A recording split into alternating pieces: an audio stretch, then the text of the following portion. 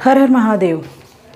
आते हैं चुनाव, बंगाल का चुनाव, जिसमें भारतीय जनता पार्टी ने अपना संकल्प पत्र जारी कर दिया है। उस संकल्प पत्र में सबसे ज़्यादा मेन फोकस में था कि जैसे ही बीजेपी की सरकार आती है बंगाल में, वैसे ही बंगाल में यूसीसी लागू होगा। 45 दिन में 7वां वेतन लागू कर दिया जाएगा। महिलाओं को 3000 रुपया दिया जाएगा। और सबसे ज़्यादा जो हर सभा में देखने को मिल रही है वो है घुसपैठियों को लेकर के, जिसमें भारतीय जनता पार्टी ने बोला है कि घुसपैठियों को लेकर के जीरो टॉलरेंस नीति अपनाई जाएगी। उसके साथ साथ ये भी बोला गया है कि वहाँ पे व्यापार को बढ़ाने के लिए कि जो व्यापार ठप हो चुका है उसको रोजगार के लिए ज़्यादा से ज़्यादा उद्योग की भी डेवलप करने की सरकार करेगी।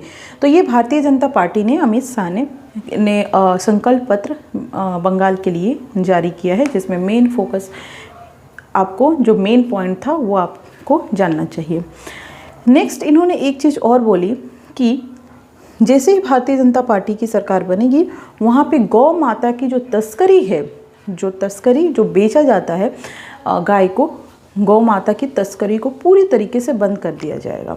और इसी को लेकर के अपोजिशन का कहना है कि ये जैसे सरकार आएगी वैसे जो भी नॉनवेज के दुकानें हैं वो सबको बंद कर देगी। लेकिन भारतीय जनता पार्टी ने सीधे तौर पे बोला है कि वो सिर्फ गौ मांस की बात कर रही है, गौ मांस पे प्रतिबंध लगेगा और किसी की बात नहीं कर रही है। तो ये थोड़ा सा सोचने वाली बात है कि किस तरीके से चीज़ों को लिया जा रहा है।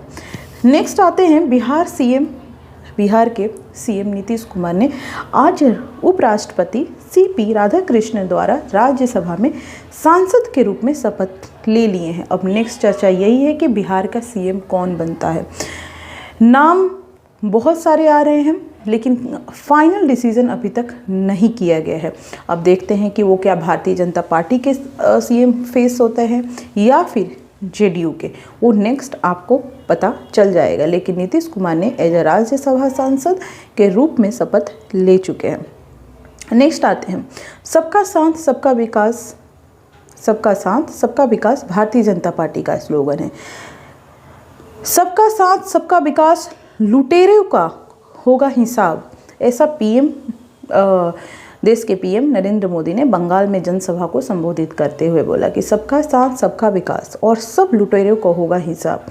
उनका कहना है कि बंगाल में जिस तरीके से लूटपाट की गई है, जिस तरीके से हिंदुओं पर अत्याचार किया गया है और जिस तरीके से घुसपैठियों को पनाह दी गई है, वो जैसे ही सरकार बनेगी उन सब का हिसाब सरकार करेगी।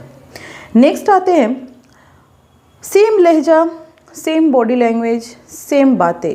शशिकला को तो आप जानते ही होंगे, जो अम्मा जयललिता की गहरी दोस्त मानी जाती थी। वो अब एक नई पार्टी बनाई है। उस पार्टी का नाम है ऑल इंडिया पुरची थलाइवर मक्कल मुन्नेर कज़गम। ये अगर आप शॉर्ट फॉर्म देखें तो AIPTMK के साथ वो चुनावी सभा में उतरी हैं और उन्होंने अम्मा को याद किया और अम्मा को याद करते हुए अपनी वोट मांगने की जनता से गुजारिश की। नेक्स्ट आते हैं मिडिल ईस्ट का जो सीज़ फायर है, वो सीज़ फायर कुछ रास नहीं आ रहा है। सीज़ फायर तो हुआ है लेकिन बमबारी रुकने का नाम नहीं ले रही है। हॉर्मुज़ में टैक्स वसूली पे ईरान पर भड़के डोनाल्ड ट्रंप का कहना है कि हमें खबर मिली है कि स्टेट ऑफ हॉर्मुज़ पर ईरान टैक्स वसूली कर रहा है, टोल टैक्स लगा रहा है। ऐसी खबर पहले से भी आती रही है। अगर ऐसा ईरान कह रहा है तो ये हमारे समझौते का पार्ट नहीं था। समझौते में ऐसा कोई भी टैक्स की बात नहीं की गई थी। लेकिन अगर फिर भी ईरान ये कंटिन्यू करता है तो हम सीज़ फायर पे सोचेंगे, हम आगे कार्रवाई करेंगे, क्योंकि ये समझौते का हिस्सा था ही नहीं। उसके अलावा ईरान का कहना है कि लेबनान पे जिस तरीके से इजराइल अटैक कर रहा है, अगर वो रोका नहीं तो हम भी सीज़ फायर को तोड़ेंगे, क्योंकि लेबनान में भी सीज़ फायर होना चाहिए। लेकिन बेंजामिन नेतन्याहू का कहना है कि ये सीज़ फायर का हिस्सा है ही नहीं, ये पहले से तय है। उसके अलावा जेडी वेंस जो उपराष्ट्रपति है, वाइस प्रेसिडेंट ऑफ यूएसए, उनका भी कहना है कि लेबनान के लिए कोई सीज़ फायर नहीं था। तो ये इज़राइल जाने।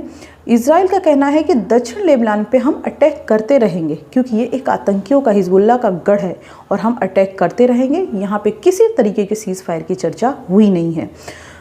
अब देखते हैं आगे इस पर क्या चीज़ें होती है, वो तो आगे आपको पता चलेगा ही। Thank you so much. ऐसे ताज़ा तरीन खबरों को देखने के लिए मेरे चैनल को ज़रूर से ज़रूर सब्सक्राइब करें।